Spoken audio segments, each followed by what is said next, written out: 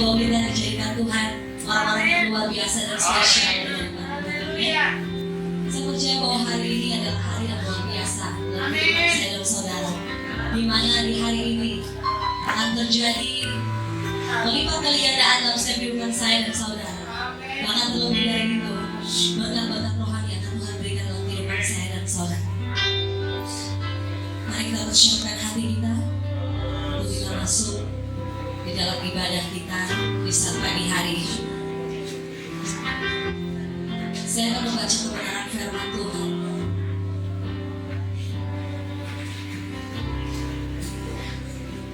Diambil dari Mazmur 63 ayatnya yang pertama hingga ayatnya yang ke-9. Ini berbicara tentang kerinduan Daud di hadapan Allah. Ya Allah, Engkaulah Allahku. Aku mencari Engkau. Jiwaku haus kepadamu, tubuhku rindu kepadamu. Seperti tanah yang kering dan tandus tiada berair, demikianlah aku memandang kepadamu di tempat kudus, sambil melihat kekuatanmu dan kemuliaanmu. Sebab kasih setiamu lebih baik daripada hidup. Bibirku akan memenggahkan Engkau. Demikianlah aku memuji Engkau semuanya, dan menaikkan tanganku demi namamu. Seperti dengan lemak dan sumsum jiwaku dikenyangkan, dan dengan bibir yang bersorak-sorai mulutku memuji-muji. Apabila aku ingat kepadamu di tempat tidurku, merenungkan Engkau sepanjang kau malam, sungguh Engkau telah menjadi pertolongan, dan dalam naungan sayapmu aku bersorak-sorai. Jiwaku melekat kepadamu, tangan kananmu menopang aku. Demikianlah firman Tuhan, di mana Daud menyatakan kerinduannya kepada Allah. Saya percaya bahwa di tempat kita juga diberikan kerinduan, rasa haus itu kepada Allah. Mari sama-sama kita bawa kehidupan kita di hadapan Tuhan. Kita menyatakan bagi Tuhan bahwa kami rindu kepada Engkau. Kami haus kepada Engkau. Bagaikan tanah yang tandus yang tiada berair,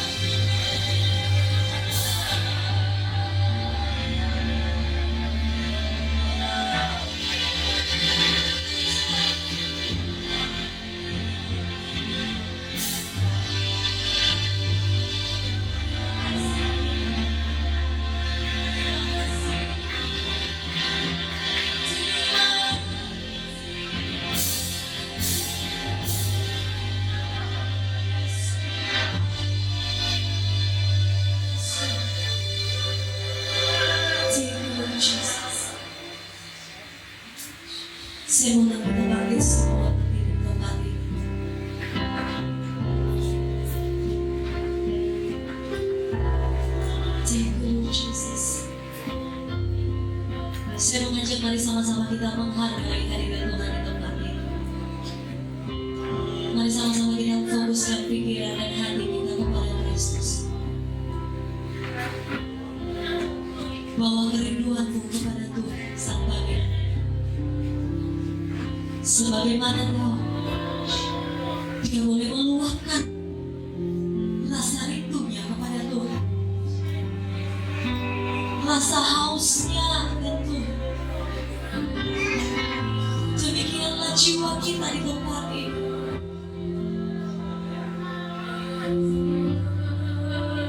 Kalau bukan karena Tuhan, siapakah kita, saudara? Kalau bukan karena Yesus, kita tidak bisa ada di tempat ini. Kalau bukan karena Bapa kita tidak bisa menikmati keindahan dunia ini. Tapi hanya karena Yesus, kita boleh ada sampai saat ini. Kita tidak bisa membalas kebaikan Tuhan, saudara. Namun persembahkanlah yang terbaik dari hidupmu kepada Tuhan. Berikanlah mazmur yang terindah bagi Dia. Nyanyikanlah nyanyian syukur bagi Dia. Sebab Dia terlalu ajaib dalam kehidupan saya dan saudara.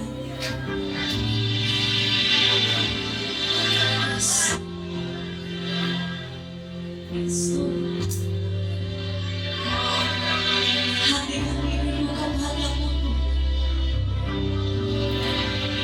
jiwa kami rindu kepadamu.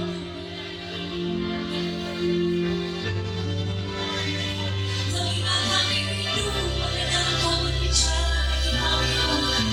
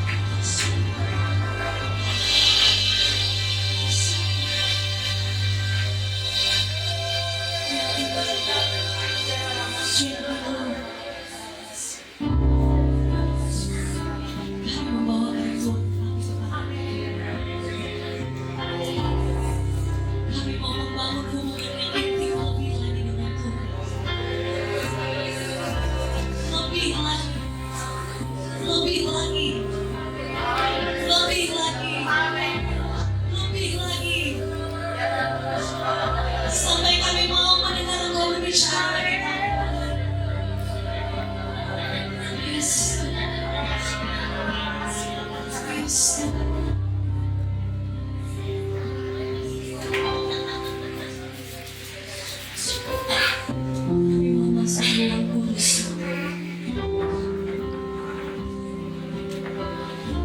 Kami mensyirkan jiwa dan rohnya.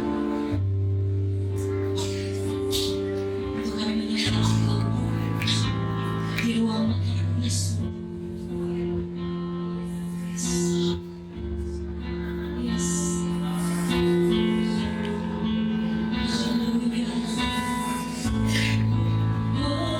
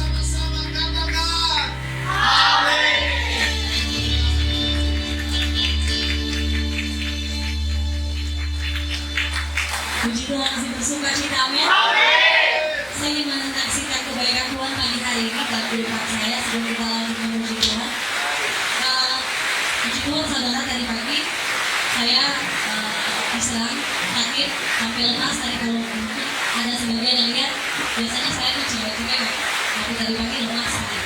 Tapi saya katakan untuk yang pelayan begini, ketika kita maju untuk berdiri di hadapan Tuhan, menyembah Tuhan dan memuji Tuhan, iblis tidak senang. Dan dia pakai cara apa saja untuk membuat kita tidak mau konsentrasi untuk menyembah Tuhan. Dan waktu dalam perjalanan dari mobil saya ke sini, Tuhan ingatkan saya untuk baca Mazmur yang tadi, Mazmur 63 kerinduan kepada Allah, supaya kita lebih membangun hubungan yang intim bersama dengan Tuhan. Dan di situ ketika saya membangun hubungan yang intim dengan Tuhan, merespon kata-kata Tuhan yang Tuhan berikan untuk saya. Dan kita lihat dalam pertemuan saudaraku yang lain tidak punya saya berikan. Bukan karena berdiri memimpin di tempat ini, tapi saya percaya ada kuasa Roh Kudus yang tidak pada dihadiran kuasa puji-puji kepada Tuhan. Yang akan meluapkan makanan Tuhan yang diubah kita. Kita mengimani apa yang kita katakan dalam pujian kita akan terjadi dalam setiap kehidupan kita. Amin. Puji Tuhan, kita siap untuk memuji. Bangkit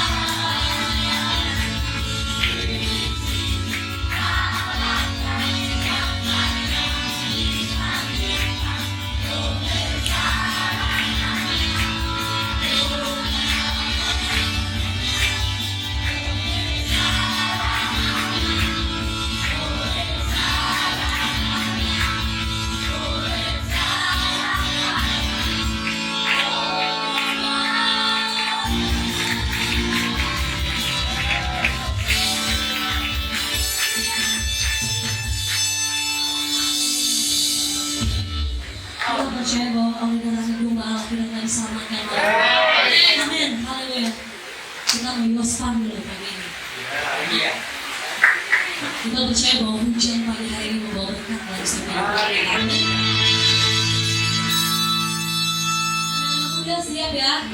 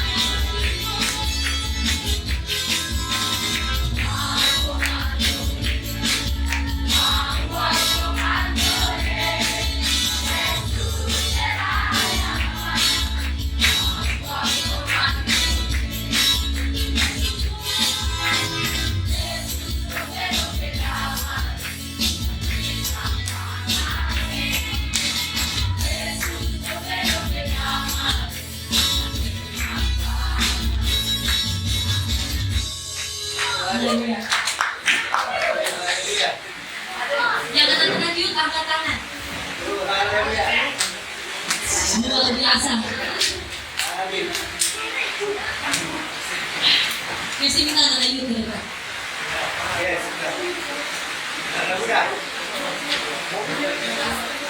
Yang kali kan tadi malam maju semua ke depan.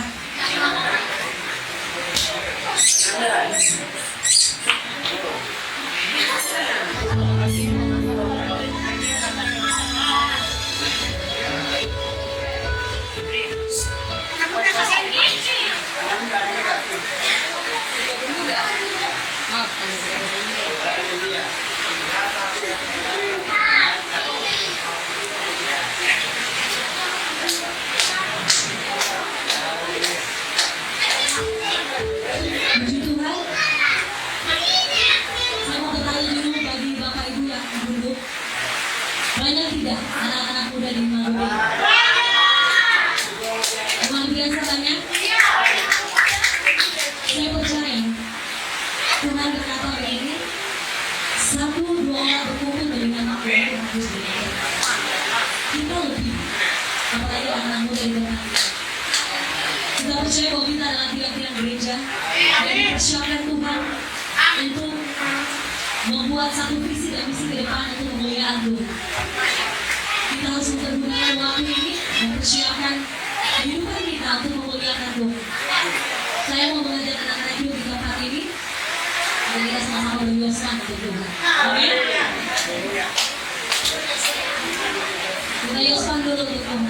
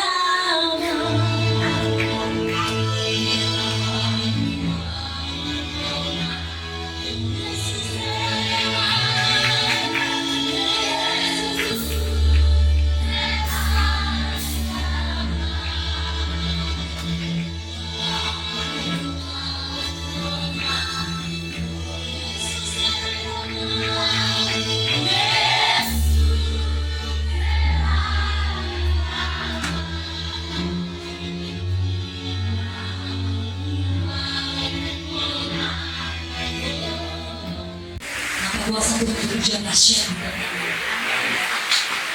Oke, saya akan membuka ruang kesaksian kali hari ini bagi yang ingin menyaksikan cinta dan kasih Tuhan dalam kehidupannya.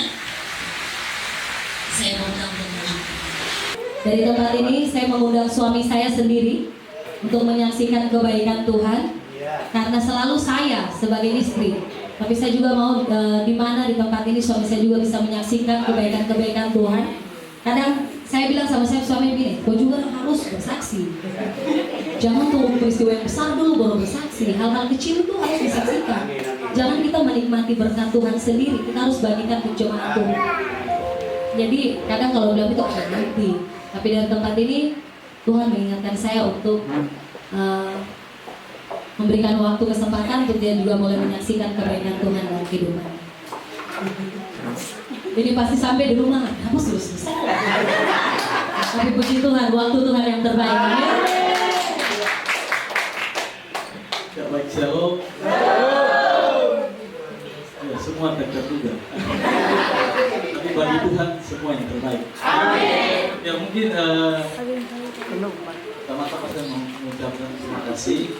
Saya mulai di tempat ini, banyak orang yang mulai memprediksi, mulai menganalisa, tapi saya sama Mitwa saya bilang tidak perlu kita klarifikasi kita ada di tempat ini, karena kalau boleh kita ada di tempat ini karena memang kita mau mengembangkan kapasitas rohani kita. Artinya kalau orang menganalisa dalam bentuk seperti apapun, tapi saya percaya semua dan yakin kalau pasti waktu kita pasti yang terbaik. Ya, mungkin kalau saya mau saksikan berkat Tuhan dalam hidup saya sudah terlalu banyak. Saya biasa sama pastor, Pak Yehuda itu kalau cerita bisa tidak habis. Karena mungkin yang saya mau sampaikan ke saudara-saudara semua di tempat ini, bahwa dari semua yang saya boleh alami, yang saya rasakan dan saya nikmati berkat Tuhan, kalau saya boleh ada di tempat ini, itu karena saya mengalami Tuhan.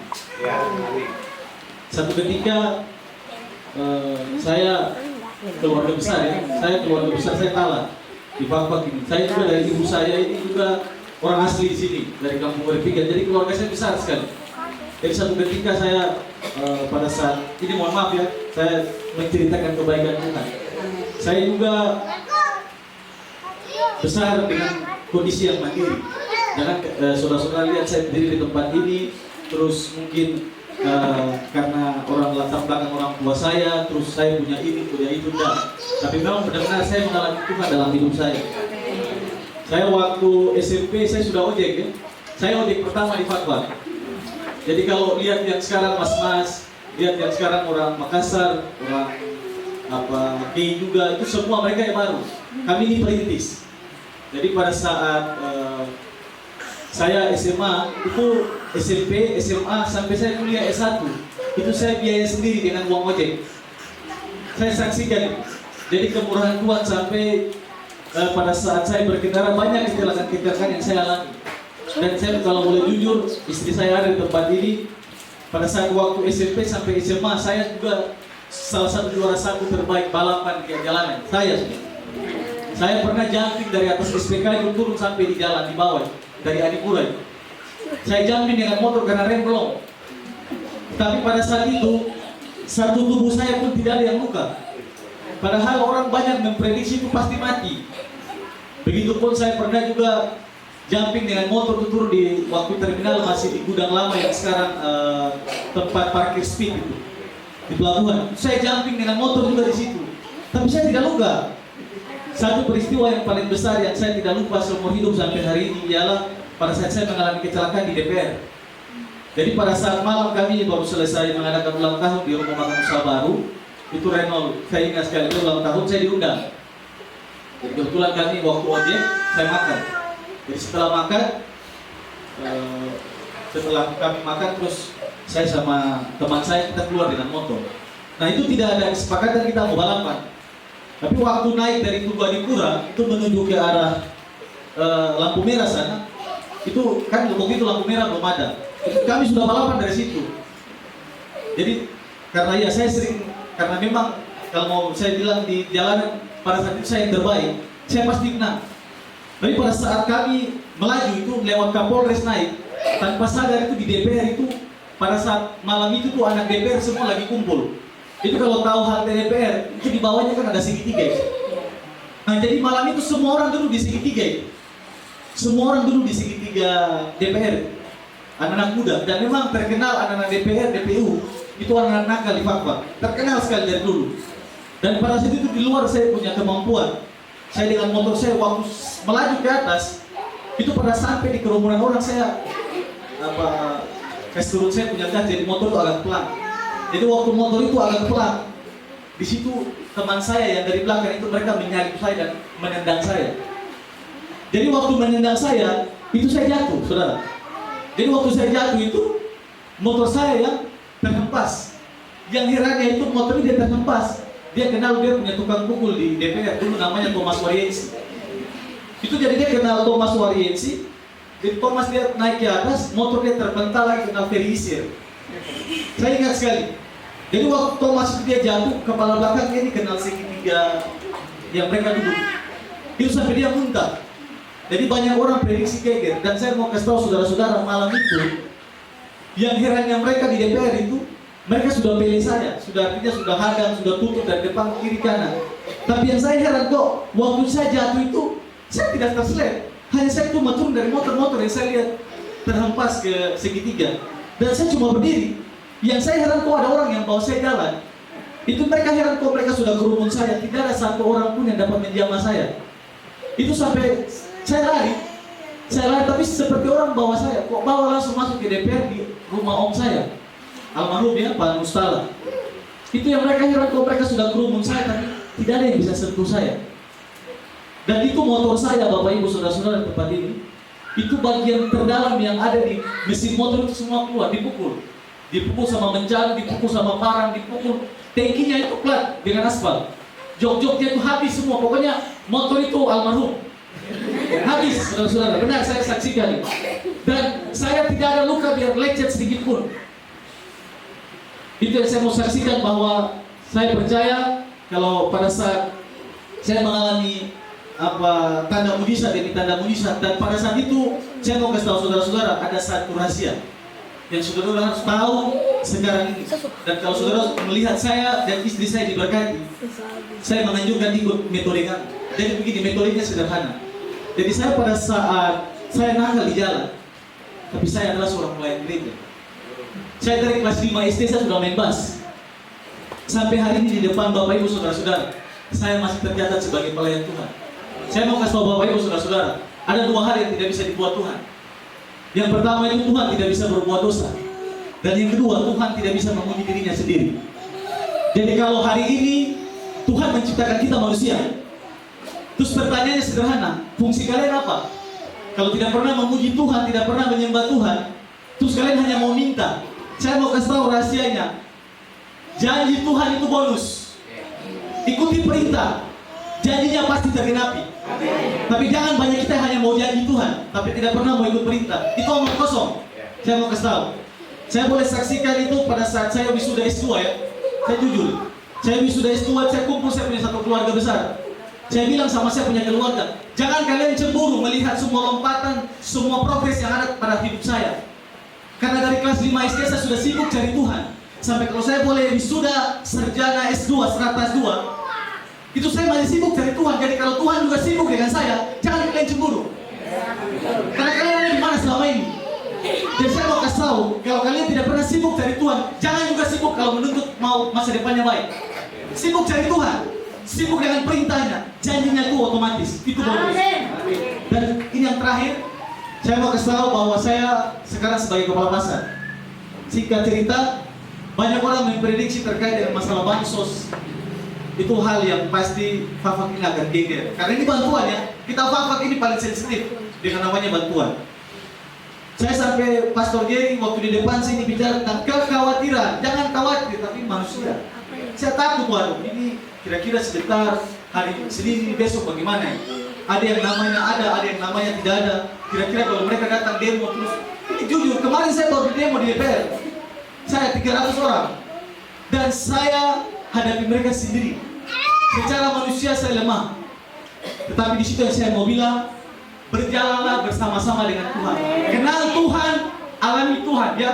Jangan dengar dari orang. Karena kalau saudara mengenal seseorang dari Facebook, itu katanya dia selalu mengupdate postingan, statusnya, padahal itu semu. Dia hanya tipu. Tapi sebenarnya kondisinya dia adalah mungkin galau. Biasa bahasa kerennya Andi Lau ya, antara dilema dan galau. Itu dia mungkin mengalami, tetapi dia tidak mau menyampaikan dia punya isi hati yang sebenarnya. Padahal dia sendiri juga ada dalam kondisi yang memang betul-betul terpuruk. Jadi saya mau kasih tahu Tuhan, kalau mau dekat dengan Tuhan, mau mengalami Tuhan, saya mau kasih tahu rahasianya satu saja. Mau jalan sama-sama dengan Tuhan, itu ceritanya itu hanya satu. Di saat kalian ada dalam kesulitan, jalan sama-sama dengan Tuhan. Disitulah baru kalian merasakan Tuhan yang sebenarnya. Jangan dengar Tuhan dari orang, alami dia supaya imanmu bertambah besar dan kasihmu akan semakin kuat. Di saat disitulah Tuhan akan memberikan kejutan-kejutan. Kalau saya boleh ada di tempat ini karena saya alami Tuhan. Saya tidak dengar dari orang, saya alami Tuhan dalam hidup. Jadi hal yang saya mau sampaikan untuk anak muda, baik itu juga orang tua yang ada di tempat ini, seperti yang tadi disampaikan oleh saudara saya Brito, waktu Tuhan adalah yang terbaik. Alami Tuhan dalam hidupmu supaya imanmu bertambah besar, kasihmu akan semakin kuat, dan semuanya untuk hormat dan kemuliaan bagi nama Tuhan. Mari kita beri kemuliaan bagi nama Tuhan. Terima kasih.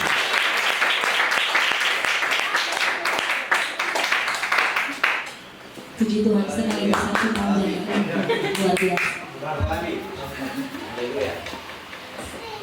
Puji Tuhan, masih ada lagi? Oke, sudah tidak ada. Mereka persiapkan kehidupan mereka, Tuhan yang sempurna untuk kehidupan. Kau Tuhan nanti bagi setiap orang hidup. Hidup oleh anugerah-Mu yang terbaik ku terima dari-Mu. Rancangan-Mu indah bagi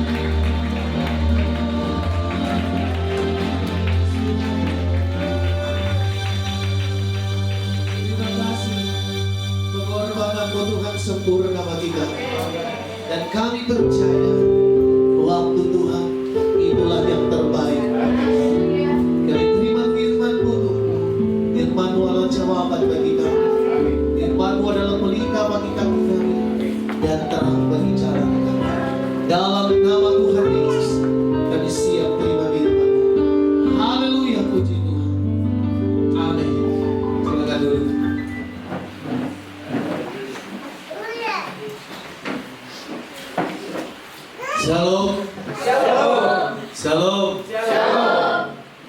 Saudara, hanya mereka yang mengalami kasih Kristus yang mampu melewati setiap badai hidup. Amin.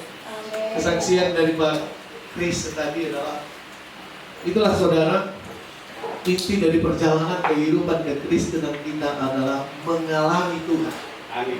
Karena kalau kita tidak mengalami Tuhan, mustahil kita bisa menerima mujizat dari Tuhan. Saudara, ada begitu banyak proses, ada begitu banyak persoalan yang kita alami dalam kehidupan kita, tapi bukan seberapa besar proses itu, tapi seberapa besar cinta kita kepada Tuhan. Coba kita buka firman Tuhan.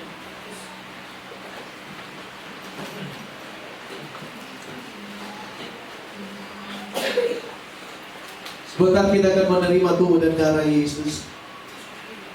Kita buka Injil Markus pasal 5. Injil Markus pasal 5. Ini akan ada menyangkut dengan kesaksian-kesaksian tadi. Karena ini tadi malam ayat ini muncul dalam persiapan untuk ibadah hari ini. Injil Markus pasal 5 ayat 25 sampai 27. Yang sudah dapat katakan amin. Injil Markus pasal 5 ayat 25 sampai 27.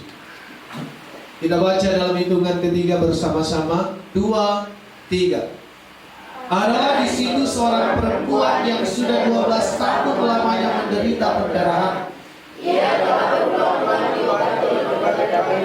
Sehingga telah dihabiskannya semua yang ada padanya, namun sama sekali tidak ada faedahnya. Malah sebaliknya keadaannya semakin memburuk. Dia sudah mendengar berita-berita tentang Yesus, maka di tengah-tengah orang banyak itu, ia mendekati Yesus dari belakang dan menjamah jubahnya. Silakan duduk. Sebab katanya, asal ku jamah saja jubahnya, aku akan sembuh. Seketika itu juga berhentilah pendarahannya, dan ia merasa bahwa badannya sudah sembuh dari penyakit. Saudara, perkataan perempuan ini sangat menarik. Ayat 26, ia telah berulang-ulang diobati oleh berbagai tabib. Berarti dia punya usaha ya. Dia berusaha dengan sekuat tenaga. Dia berusaha dengan akal pikiran dia. Tapi kata firman Tuhan tidak berhasil. Amin. Tidak berhasil. Ia telah berulang-ulang diobati oleh berbagai tabib, sehingga telah dihabiskan semua yang ada padanya. Kita boleh berusaha dengan sekuat tenaga, tapi kalau Tuhan Yesus hanya sekedar kita dengar tanpa kita alami, tidak akan pernah mengalami mujizat. Perempuan ini sudah mendengar tentang Yesus atau belum? Dia dengar. Coba lihat. Adalah di situ seorang perempuan yang sudah 12 tahun lamanya menderita pendarahan. Ada persoalan. Ia telah berulang-ulang diobati oleh berbagai tabib sehingga dihabiskan semua yang pada, namun sama sekali tidak ada faedahnya. Malah sebaliknya keadaannya apa? Keadaannya makin buruk. Baru ayat 27. Dia sudah mendengar berita-berita. Berarti kalau kata berita-berita, sudah lama dia dengar ya. Dia sudah dengar ketika Yesus punya kuasa itu. Dia sudah mendengar berita-berita tentang Yesus. Maka di tengah-tengah orang banyak itu, ia mendekati Yesus dari belakang dan menjamah jubah.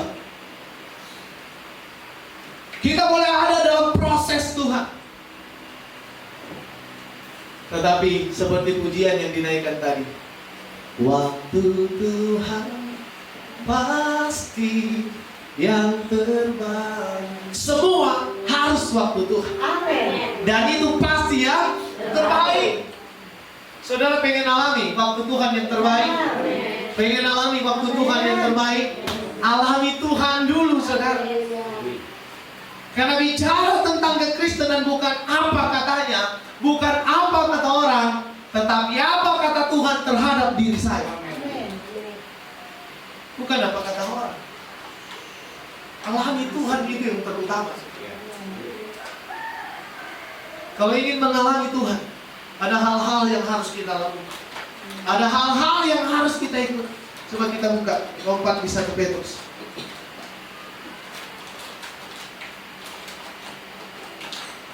1 Petrus pasal 2. Lembaga kita memberikan judul apa itu? Sudah dapat 1 Petrus pasal 2. Sama-sama kita baca perikopnya 2-3. Yesus Kristus batu penjuru. Saudara tahu batu penjuru? Ada yang tahu batu penjuru? Hah? Batu penjuru ada yang tahu? Kalau di bangunan batu penjuru itu apa?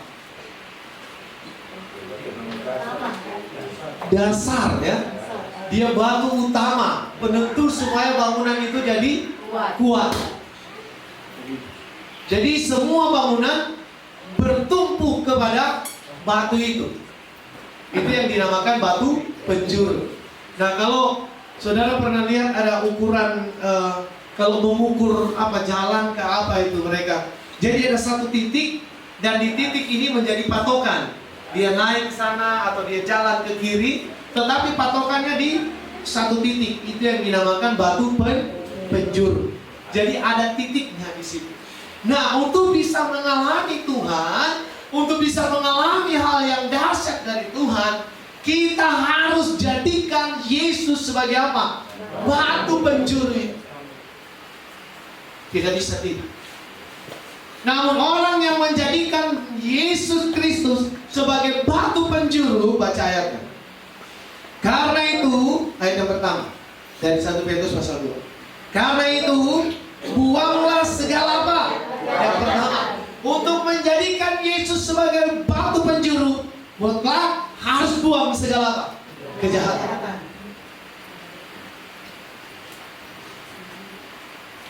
Tidak bisa tidak. Segala sesuatu boleh kita punya, tapi kalau kita masih hidup dalam kejahatan, kau sabar bos, pasti kau akan tuai apa yang kita. Saya sampaikan kepada anak muda. Tadi malam anak muda kita di ayat firman Tuhan mana ya? Hah? Apa? Filipi pasal berapa? Hah? Pasal berapa? Coba cari. Tentang apa? Pasal 3 ayat berapa? Coba baca. Apa?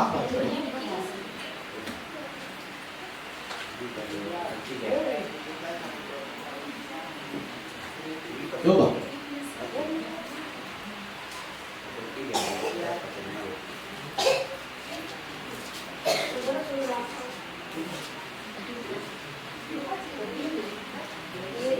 Filipi pasal berapa? Ayat berapa? Coba baca. Saudara-saudara, aku sendiri tidak mengingat bahwa aku telah mengenalkannya, tapi ini yang kulakukan, aku melupakan apa yang telah diberitakan dan mengarahkan Berarti kita mengulang tentang ayat yang kemarin ya, tentang waktu kita doa malam. Itu kan? Itu ya. Nah, aku melupakan apa yang di belakang. Tapi sebenarnya ayatnya ada di pasal 2, Filipi pasal 2.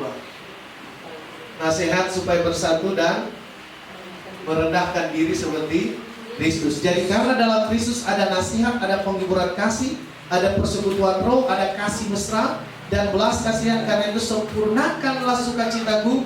Kemarin ya tadi malam Rasul Paulus bilang apa? Ikutilah apa? Teladanku. Coba di mana ini? Anak muda mana?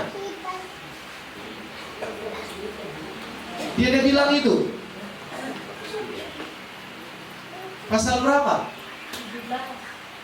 Hah? 17 sampai 21. 17 sampai 21. Ayat pasal 3, pasal 3. Bukan pasal 17 ya. Pasal 3 ayat berapa? 17. Nah, itu coba baca. Coba baca. Baca yang berdiri Eta. Go. Saudara-saudara, ikutlah teladanku dan perhatikanlah mereka yang hidup sama seperti kami yang menjadi teladanmu. Karena seperti yang telah kerap kali kukatakan kepadamu dan yang kunyatakan pula sekarang sambil menangis, banyak orang yang hidup sebagai seteru salib Kristus. Sampai di situ. Banyak orang yang hidup sebagai apa? Seteru salib Kristus. Sampai di situ. Nah, saudara, kita boleh punya semuanya. Tapi kalau kita jadi seteru salib Kristus, firman Tuhan yang selanjutnya dari ayat yang sudah dibaca tadi, coba. Selanjutnya apa? Ayat 13. 13. Ayat 18. Ayat 18, coba. 16. Ayat berapa tadi? Lanjut. 18. Kesudahan mereka ialah kebinasaan. Kesudahan mereka apa? Ialah Kebinasaan. Terus. Tuhan mereka ialah perut mereka. Tuhan mereka ialah perut mereka. Kemuliaan mereka ialah aib mereka. Kemuliaan mereka ialah, saya bilang tadi malam ke anak-anak muda, mereka bangga dengan dosa karena dosa merupakan kemuliaan buat mereka. Betul tidak? Mereka tidak akan merasa bersalah, silakan duduk. Mereka tidak akan pernah merasa bersalah terhadap dosa yang mereka lakukan karena dosa merupakan kemuliaan buat mereka. Kalau kita, kemuliaan kita adalah Kristus, tapi mereka, kemuliaan mereka adalah dosa. Tapi firman Tuhan bilang kesudahan mereka adalah apa? Kebinasaan. Buat apa kita punya segalanya? Buat apa kita hebat dalam segala hal? Tapi kalau ujung-ujungnya juga kita binasa. Halo? Buat apa kita melayani? Tapi kalau ujung-ujungnya juga binasa. Maaf saudara, karena dalam pelayanan ini saya harus menyampaikan, jangan bersembunyi di balik kata anugerah. Saudara, maaf. Karena pesan ini, karena kata ini yang membuat banyak orang enak hidup dalam dosa. Cuma Tuhan yang ada di tempat ini, saya berharap dan minta tolong, jangan hidup di balik kata anugerah itu. Jangan bersembunyi di balik kata anugerah. Dan seolah-olah kita bebas dari dosa, seolah-olah kita dikebal dosa. Rasul Paulus sudah bilang firman Tuhan, kalau tidak setuju dengan ayat ini berarti kita hapus saja, kerjakanlah keselamatan dengan takut dan gentar. Kalau tidak setuju, hapus saja ayat ini. Dan Yesus pun pernah berkata, berjuanglah melalui pintu yang sempit.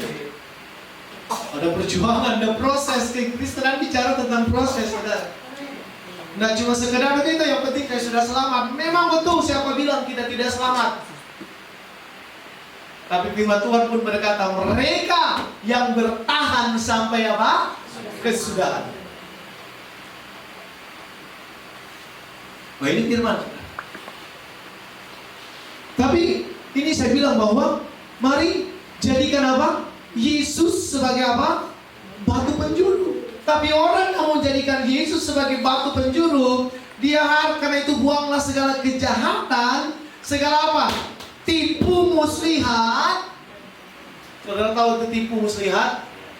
Sudah pakai tipu, tambah muslihat lagi. Lebih jahat dari tipu. Sudah tipu, muslihat, licik orang. Jadi kita harus buang itu, tidak bisa tidak.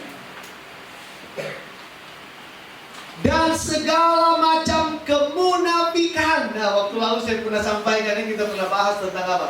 Kemunafikan. Karena karakter ini, coba tanya, munafik ini karakter atau apa ya? Hah? Karakter.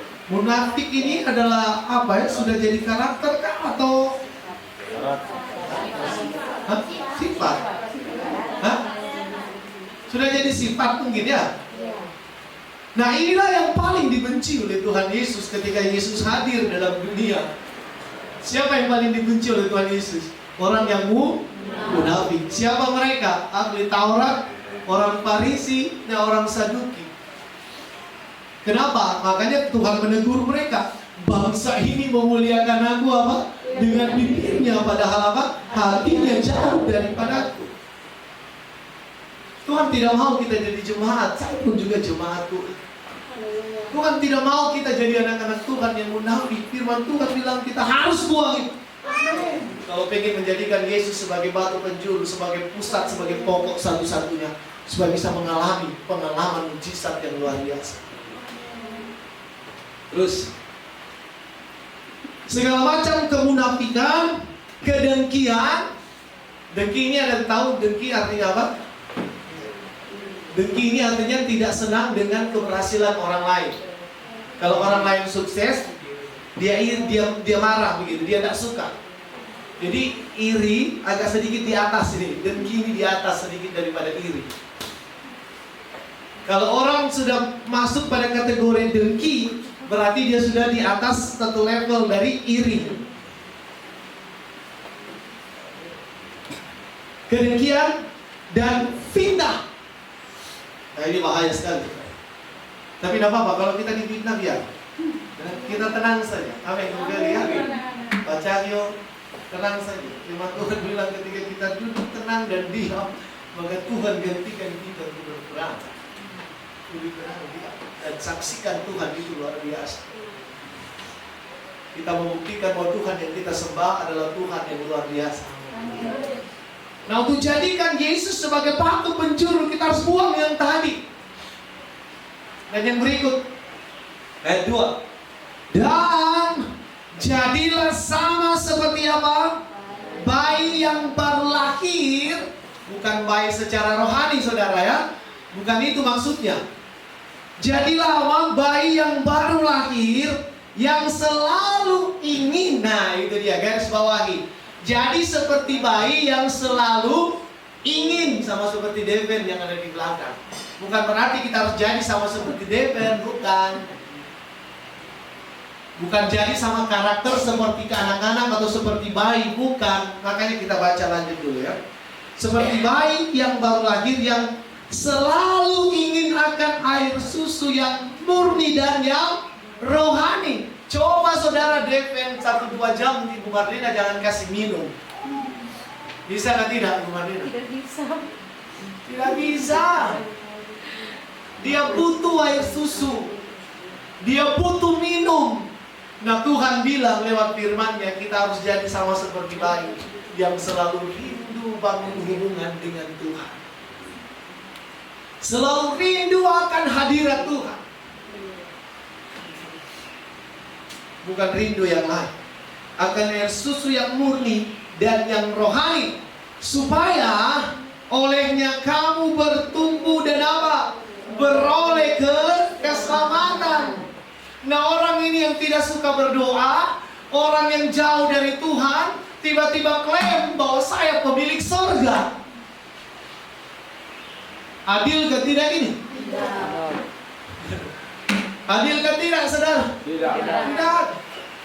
Tuhan kita ini Tuhan yang adil. Tidak mungkin dia samakan orang yang senang beribadah dengan sungguh-sungguh dan orang yang cuma aura-aura baru bilang sudah pemilik sorga. Nanti dulu nih kata firman Tuhan, bukan kata saya, secara konkret yang konkret Alkitab. Dan kita percaya bahwa firman Tuhan yang sementara kita baca adalah benar, ya dan amin dan tanpa salah sedikit pun. Karena ini diilhamkan langsung oleh Tuhan, bukan oleh pengetahuan manusia. Terus supaya olehnya kamu bertumbuh dan beroleh apa? Keselamatan. Kita ini harus bertumbuh dalam pengenalan akan Tuhan. Jangan jadi anak-anak terus dalam hal karakter begitu. Jangan jadi sama seperti anak-anak terus dalam hal apa? Rohani. Sedikit-sedikit meraju, orang Manado bilang meraju. Apalagi di sini apa bilang? Oh sama. Sedikit-sedikit kecewa. Sedikit-sedikit marah. Sedikit-sedikit komplain. Sedikit-sedikit apa lagi Pak Yuda? Pak Yuda ada tertawa sedikit ini. Sedikit-sedikit ngambek. Tapi saya percaya Pak Yuda bukan pelakunya, tapi yang menyaksikannya. Pertanyaan siapa yang disaksikan itu ya? Pak Yuda dalam hati ya, orang terdekat lah.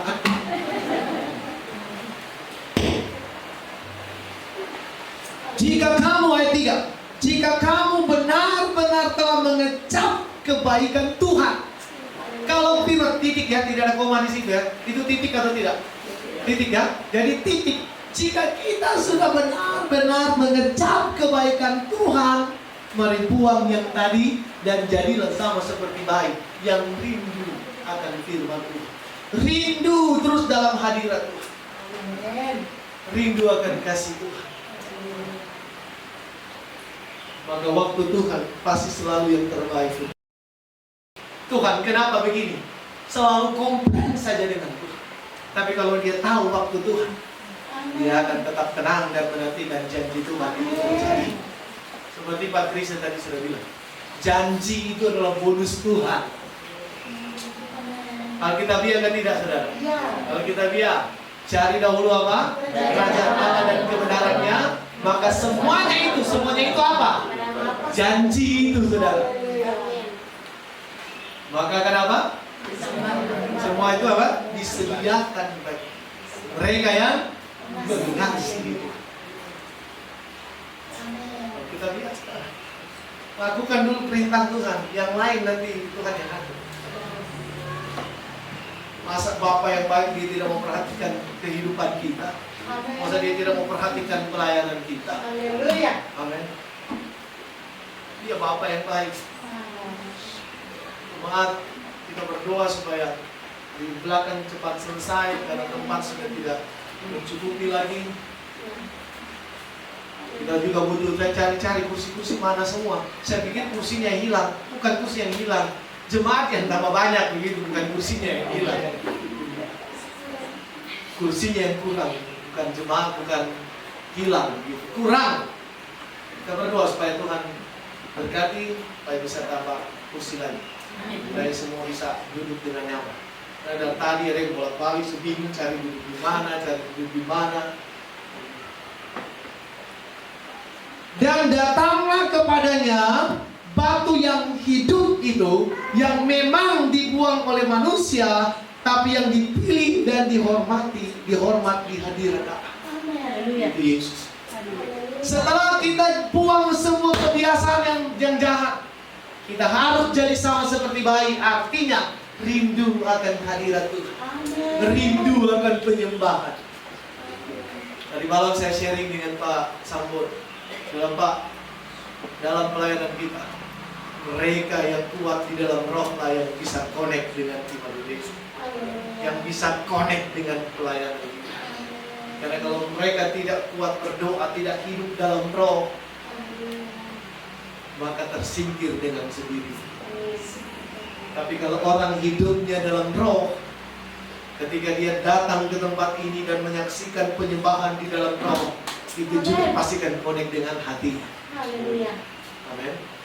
Maka seperti tadi, hanya orang yang mengalami kasih Kristus yang kuat menghadapi badai.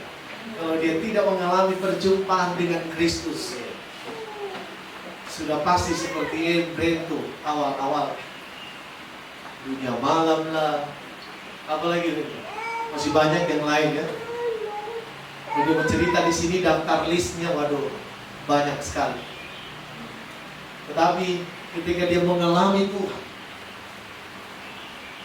semuanya dihapus oleh Tuhan. Kemarin kita dapat penglihatan apa ya? Siapa yang dapat penglihatan kertas dan ada coretan-coretan dan itu dibersihkan? Di mana ya? Oh, ibarat muka di malam. Oh iya. Jadi seperti itulah hidup Brento. Kertas yang tadinya banyak coretan kotor, tetapi tiba-tiba ada sinar datang dan membersihkan kotoran kita, dan kita jadi kertas yang putih. Kata firman Tuhan, kamu adalah suratan Kristus yang terbuka, yang disaksikan oleh Allah. Tidak ada kotor lagi yang orang boleh mau celah kehidupan kita. Walaupun mereka mencela, mereka tidak beres. Hati mereka yang tidak beres. Karena orang yang hatinya sudah tidak beres, mau yang benar pun tetap salah di hadapan mereka. Kita mau konfirmasi bagaimanapun, kalau hatinya sudah tidak beres, yang benar kita lakukan akan jadi salah di hadapan mata mereka. Karena hatinya tidak beres. Tapi di sini saya percaya hatinya sudah dibereskan. Sehingga ada statement melihat segala sesuatu yang baik di tengah kondisi yang tidak baik. Walaupun kondisinya tidak baik, tapi kita selalu mengharapkan ada sesuatu yang baik di balik kondisi yang tidak baik. Dan datanglah kepadanya batu yang hidup itu yang memang dibuang oleh manusia, tapi yang dipilih dan dihormati di hadirat Allah. Dan biarlah kamu juga dipergunakan. Itu tadi Pak Kris tadi sudah bersaksi. Kita pun harus siap seperti keluarga ini. Dipergunakan. Apa artinya dipergunakan? Dipakai Tuhan.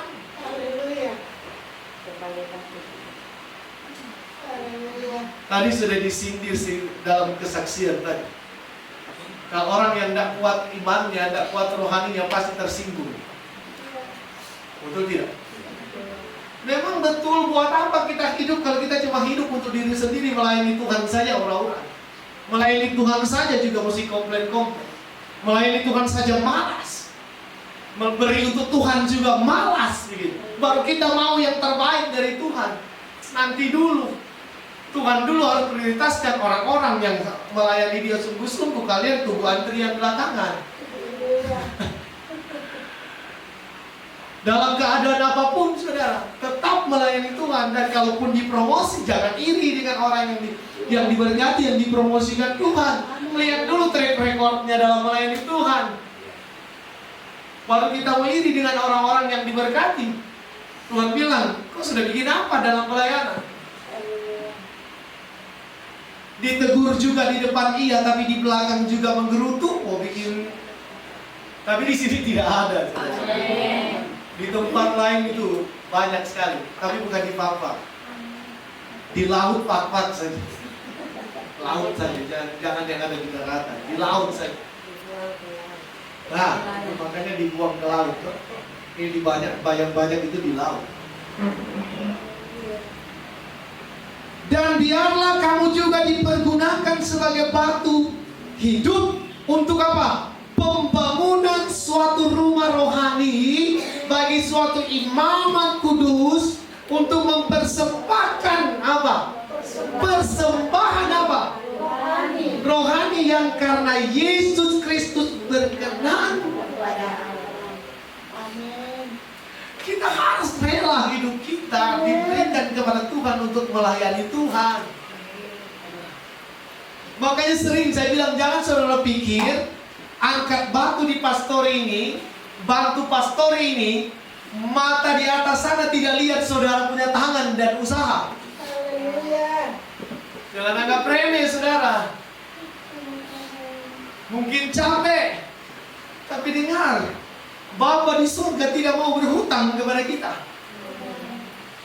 Kita sebenarnya banyak berhutang dengan Bapa kita di surga. Betul tidak? Kita kadang tidak fair dengan kebaikan Tuhan. Di dompet ada 50.000, 100.000. Setiap kali sedang persembahan, kita lebih pilih 5.000 dan 10.000 daripada yang 50.000 dan 100.000. Ayo mengaku, betul atau tidak? Kita harus jujur. Baru sekarang kita menuntut keadilan ke Tuhan. Tuhan tanya, kamu sudah adil atau belum? Mbak Gembala bicara uang lagi, siapa? Boleh nggak? Tuhan tidak juga terserah. Yang pasti di kebenaran yang harus kita ketahui bersama. Tempat kediaman kita yang sebenarnya bukan di sini. Amin. Amin. Saya bilang karena mudah kita bukan di sini. Ada di dalam kerajaan surga sana tempat asli kita. Baru kita paling gak rela sekali kehilangan sesuatu untuk pekerjaan Tuhan, untuk Tuhan. Tapi di sini tidak ada. Waktu-waktu yang lama dulu pernah ada. Tapi karena sudah mengalami Tuhan, sudah tidak ada. Dan orang yang mengalami Tuhan tidak akan hitung-hitungan dengan Tuhan. Dan biarlah kamu juga dipergunakan sebagai batu yang hidup. Artinya kita harus rela dipakai Tuhan untuk menjadi alat Tuhan. Bilang kiri kanan, kamu harus rela dipakai Tuhan sebagai alat Tuhan.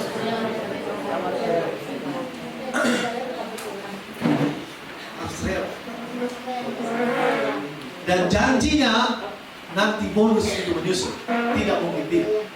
Masa cuma Pak Cahyo dan Ibu Feli yang mengalami, ya Pak Ibu, banyak mengalami mujizat Tuhan, banyak mengalami pertolongan Tuhan. Masa cuma Ibu Marlina, berapa tahun pernikahan Ibu? 7 tahun baru dikaruniai anak. Itu pengalaman pribadi dengan Tuhan. Masa cuma keluarga Pak Kris kalah ya, mengalami Tuhan, baru kita bagaimana? Orang yang mau melayani Tuhan, saya mau bilang, engkau paling dihormati oleh Tuhan. Tadi sudah lihat kesaksian, ada 2 hal yang tidak bisa dilakukan oleh Tuhan. Yang pertama apa? Dosa. Yang kedua apa? Memuji dirinya sendiri. Dia tidak bisa memuji dirinya sendiri. Makanya dia pakai saudara. Dia pakai saya untuk memuji dia, untuk melayani dia. Kita harus tahu dipergunakan. Bilang kiri kanan, kamu digunakan untuk menyembah Tuhan. Jangan menyembah manusia, saudara. Tuhan. Kali kebenaran tetap kebenaran. Sekalipun kita mau dibenci, sekalipun kita mau difitnah, sekalipun kita diejek, tidak apa-apa. Tapi kalau itu kebenaran, tidak masalah. Hadiah Nabi Tupulu bilang begini, jangankan saya, Tuhan Yesus saja diserahkan, apalagi dia. Politisi dari mana? Partai apa dia? PDIP kan dari mana? Anggota DPR ini. Saya lupa dia. PDIP kan?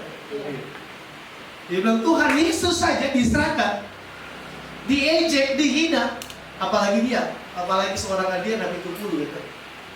Sama seperti kita. Tuhan Yesus saja raja di atas segala raja, diejek, diludahi, bahkan dibunuh. Apalagi cuma kita.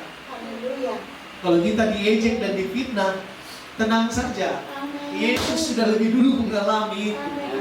Nggak ada alasan kepada kita untuk komplain. Pokoknya tugas kita sekarang adalah lakukan perintah Tuhan. Urusan yang lain kan urusan Tuhan. Sebab ada tertulis ayat 6. Dalam kitab suci sesungguhnya aku meletakkan di Sion semua batu yang terpilih, semua batu penjuru yang mahal, dan siapa yang percaya kepada dia akan dipermalukan. Karena itu bagi kamu yang percaya, ia apa? Jangan jual murah. Anak-anak muda, jangan jual murah kecantikanmu. Jangan jual murah kegantenganmu. Anda itu mahal. Jangan cuma dibisik sedikit-sedikit oleh laki-laki, sudah kelepak.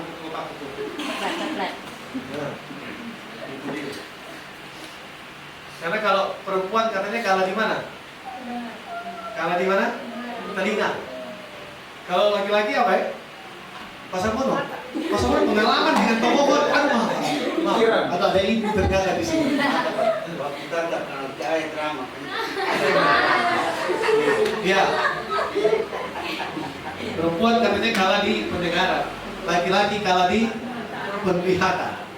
Tapi itu mereka yang di luar Tuhan. Masa saudara mengakui hal itu? Kita kan sudah ada di dalam Tuhan, jadi tidak pakai lagi itu. Laki-laki jangan jelalatan. Perempuan jangan mudah mendengar obral-obral.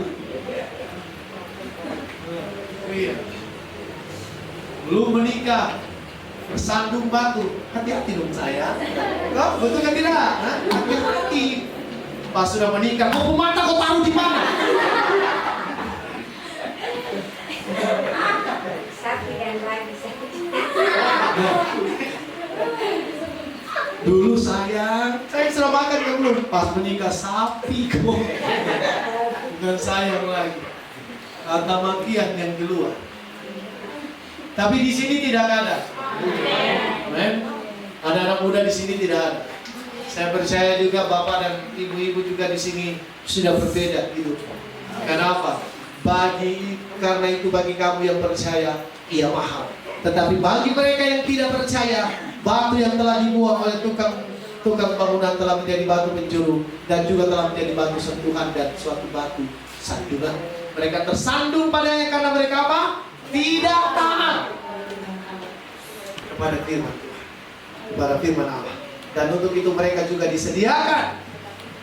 Tetapi kamulah bangsa yang terpilih, imamat yang rajani, bangsa yang kudus, umat kepunyaan Allah sendiri, supaya kamu memberitakan perbuatan-perbuatan yang besar. Apa artinya itu?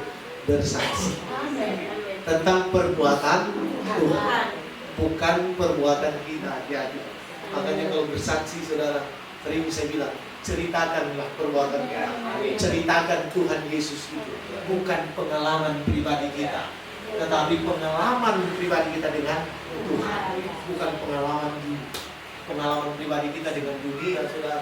Bukan menceritakan kehebatan kita dengan dunia, bukan, saudara. Tetapi ceritakanlah pengalamanmu dengan Tuhan dan perbuatan Tuhan yang luar biasa. Pak Hidom berapa tahun rumah tidak berdiri? 20 tahun lebih ya Pak Hidom ya. 20 tahun lebih cuma fondasi saja. Tapi oleh karena pertolongan Tuhan, waktu itu saya sampaikan dan saya bilang pesan Tuhan, tahun ini rumah ini akan ditinggali oleh keluarga. Pesan Tuhan terjadi atau tidak? Terjadi dalam tahun itu.